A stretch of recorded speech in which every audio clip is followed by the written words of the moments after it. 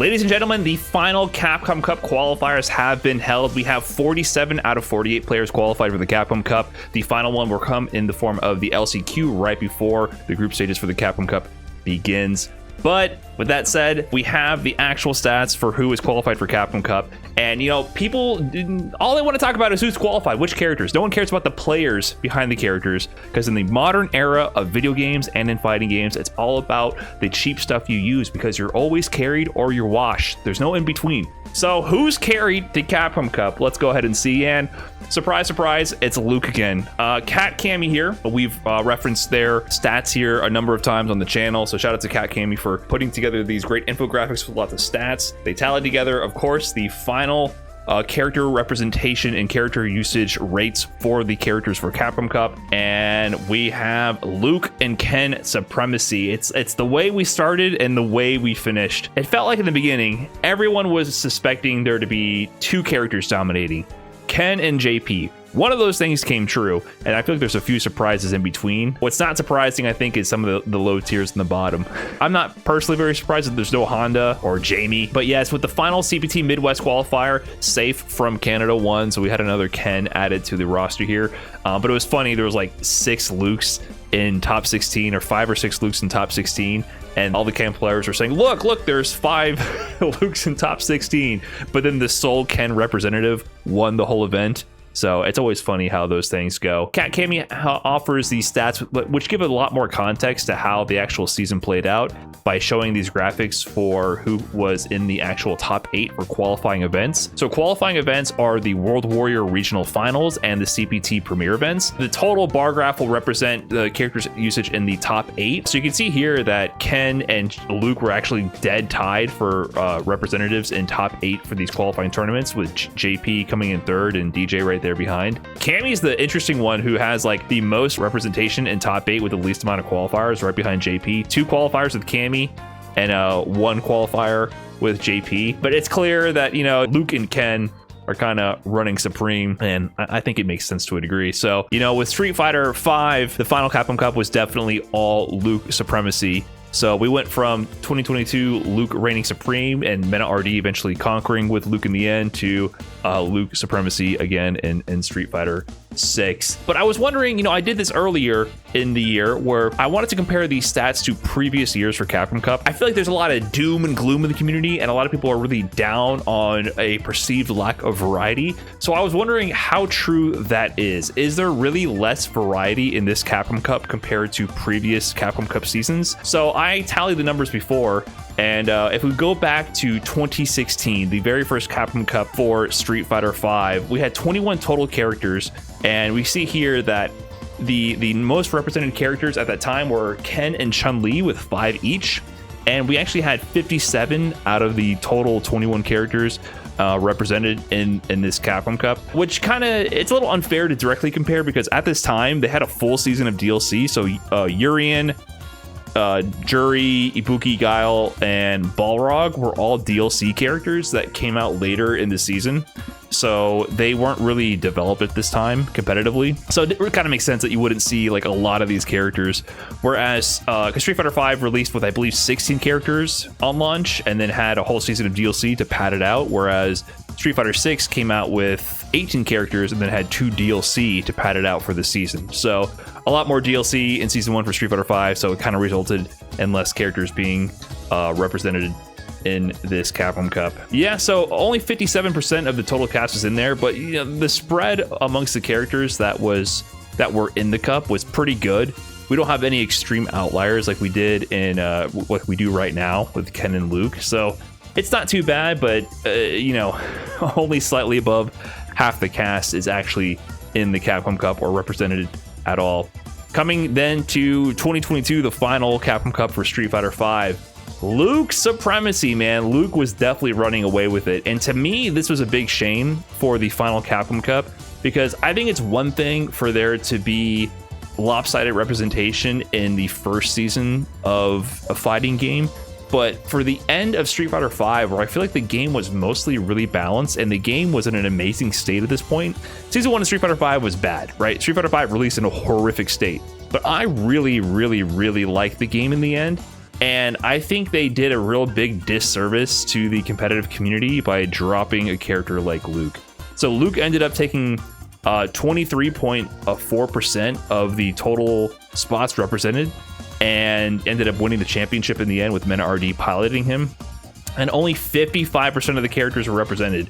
So 57% of character representation to 55, which is not a super fair comparison.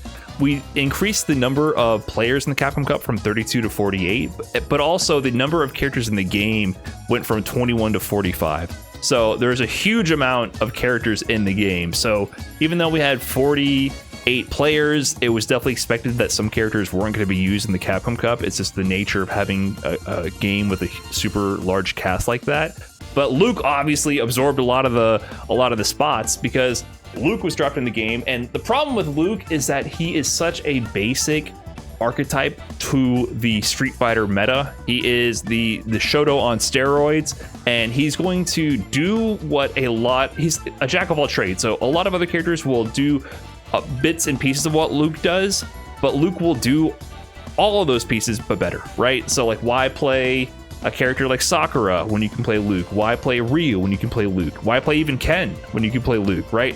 So having such a well-rounded character be so good is like, I think dropping that at the end of a competitive game's lifespan is really bad because all the best players are highly incentivized to switch over to this super straightforward, familiar playstyle with a character that just has more firepower.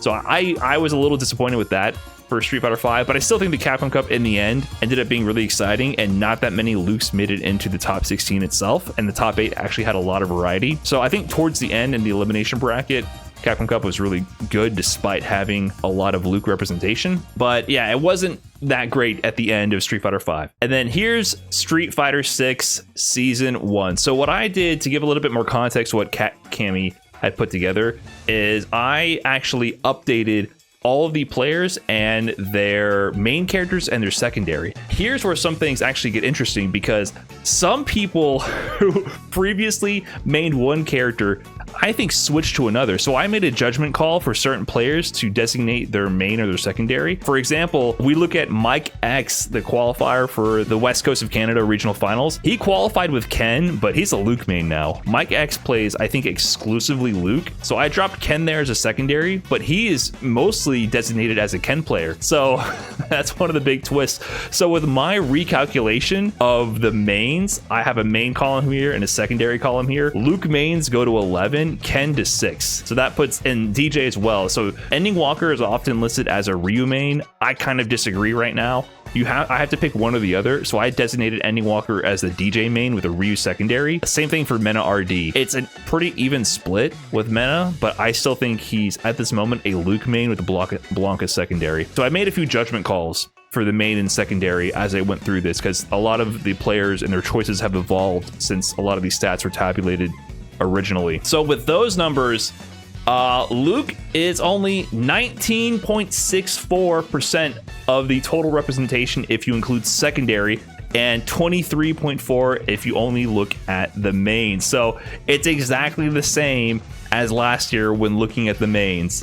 But secondaries give a little bit of hope. Secondaries do give a little bit of hope here, but nobody has a Luke secondary that we know of right now. I wouldn't be surprised if a few of these players here also have a pocket Luke they bring out for Capcom Cup. Who knows? But yeah, Luke is definitely up there. But this is all the firepower the Ken players need to downplay Ken compared to Luke. And then me personally, if I have to throw my hat in the ring, I feel like Luke is better than Ken in my opinion, even though Ken is definitely top tier. Wait, I thought a Kimberly main had qualified. I don't know why this is a frequently repeated discussion point. I don't know what happened in the messaging, but no, Kim never qualified. What happened was, and I think this is where people keep bringing this up from, in the first World Warrior event for Japan, Oniki won the event. with Kimberly, which is just one of the 5 events that you get points for to qualify for the regional finals. So Oniki didn't even qualify for the regional finals after that. Oniki ended up in 13th place. They only got 10 more points throughout the rest of the season. But yeah, no Kimberly ever qualified for Capcom Cup. That was never a thing. This was hyped up because this was the biggest tournament at the time in the online CPT circuit, because this had like 600 plus Japanese players, but it was not a qualification. It was just one of the first events at the beginning of the season. So is this really worse than Street Fighter V or in the end, or Street Fighter V in the first season? Well, if we look at the total represented characters, we have 60% of the total cast represented. And that's with just including mains. If you include secondaries, which might be kind of cheating because I didn't go through the past and look at secondaries in Season 1 of Street Fighter V, but I feel like currently more players have secondaries than did in Season 1 of Street Fighter V. And with that included, 70% of the characters are represented in the Capcom Cup. And, you know, the secondaries we're looking at here are Blanca and Ryu. And, you know, Ending Walker, and it's for sure going to use Ryu at some point, and I'm very confident that Mena RD is going to use Blanca for certain matches. So it's a really high likelihood we're going to see these characters used during the Capcom Cup. So the character representation is actually, percentage-wise, the highest it's been compared to 2016 and 2022. It's pretty interesting to look at it from that perspective. It's just slightly better than the first Capcom Cup in terms of overall character representation, but it definitely has the problem of Luke just absorbing so many character spots. Yeah, buff JP, exactly. So like JP is the other character that people expected to qualify a lot, and many people consider JP to be number 1 in the game, and even I consider him to be number 1 in the game if you look at like longer sets. But I think Luke is a better tournament character because Luke is just too simple. People are going to hate me for saying it. JP is a more complex character than Luke. He requires a more in-depth knowledge of situational awareness to completely optimize and convert, and he's just an incredibly deep character for optimizing. And because of that, he's more likely to have human error cause mistakes and drop wins. Whereas Luke is extremely straightforward and hits like a truck. So I think Luke is just such a perfect tournament character. That's the issue with making a Luke archetype this strong. If you make any Shoto extremely strong and simple to execute with, they're gonna be the most popular pick in a 2 out of 3, 3 out of 5 tournament environment by far. And also, you know, the people like to talk about the format. Of course, the regional formats have huge influence on this. We're not seeing necessarily the best of the best players in the world. We're of course getting an approximation of the best players from each region on the planet. So because of that, it's not fair to say that every player in the Capcom Cup is of the same level. They are the representative for their region, and their region may be weaker or stronger. That's just a fact, right? A lot of the best JP players are in China or are in Japan, and they're in very, you know, highly contested regions. If it was a normal tour format, for example, we'd for sure see Kakadu in the cup. With the performance he had at the offline CPT already, theoretically, you could make a comparable run where he would be in the cup. So there would for sure be more JP players in the cup. Even with regional representation, just having a character that is strong and simple, you're going to see him dominate in more regions. So I'm leaving DJ alone. I think DJ just has incredibly strong offense and firepower. I think DJ is a ridiculously strong character. But even though there's a ton of representation for him, I still think he's a little bit of a weird character. He's kind of weird. I don't think it would ever get to a point of complete DJ saturation where every player is playing DJ. Same thing for JP. I think JP is definitely top 3 free, top 1 you could argue for sure, but I think he's a little weird, and I don't think everyone would play JP. Guile as well. I think Guile is super strong to how much he's represented, but he's a charge character, he's a slow zoner. I don't think people are going to converge onto Guile. So it's always an issue when the Shoto is too good. Always an issue, because then I think it really pulls players away from other characters. Overall, I think Capcom Cup will still be very fun to watch. I think that dooming is a little extreme right now, and I don't think the balance overall for this game is as bad as a lot of people want to make it out to be. I just think the top tiers are top tiers that are inherently going to make a lot of other characters feel redundant. Luke being a top tier character, I think is not ideal for Street Fighter overall. Him being very strong would be good because he's a strong fundamental Shoto type. People enjoy watching those types of characters play, but whenever these characters get too good, like I said, it makes so many many other characters redundant. You look at a character like Jamie, for example. Why would you ever play Jamie? Why would you ever play Jamie? There's just no point to it.